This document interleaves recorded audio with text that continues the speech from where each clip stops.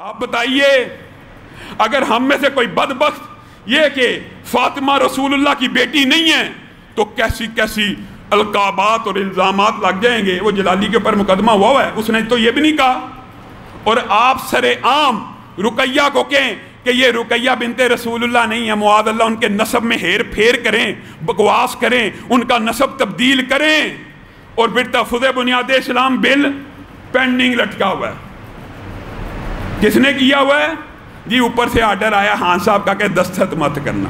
افسوس ہے, وزیر اعلیٰ بزدار کے پاس اب پڑے, دستخط کرنے کی دیر ہے, نہیں کروا رہے.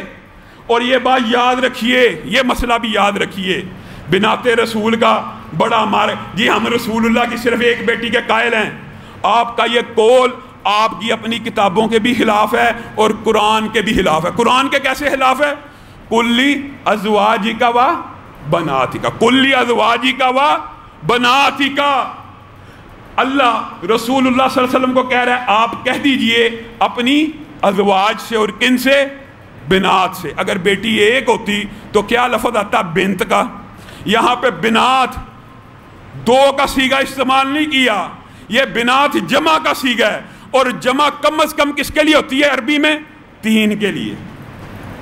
آپ تو اللہ کی نہیں مانتے. اللہ تو کہہ رہا ہے کلی ازواجک و بناتک و نساء المؤمنین. اللہ تو یہ کہہ رہا ہے کہ آپ اپنی بیویوں کو, اپنی بیٹیوں کو, اور آپ کہتے ہیں بیٹی ایک ہے اور باقی جو بیٹیاں معاذ اللہ ان کا نسب کسی اور مرد کی طرف کرتے ہو. یہ کیسے بدبخت لوگ ہیں, اللہ کی قسم. پہلے بھی آپ کے سامنے رکھا تھا, ان بدبختوں نے تو انتہا کر دی. ان کو یہ شرم نہیں آئی حضرت علی کے بارے میں.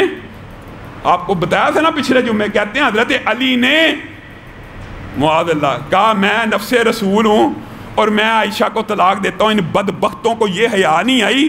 اگر علی نفس رسول جس طرح تو کہہ رہا ہے کہ عائشہ کو طلاق دے سکتا ہے, معاذ اللہ, معاذ اللہ ثم معاذ اللہ, علی اور فاطمہ کا رشتہ تیری نظر میں نہیں تھا.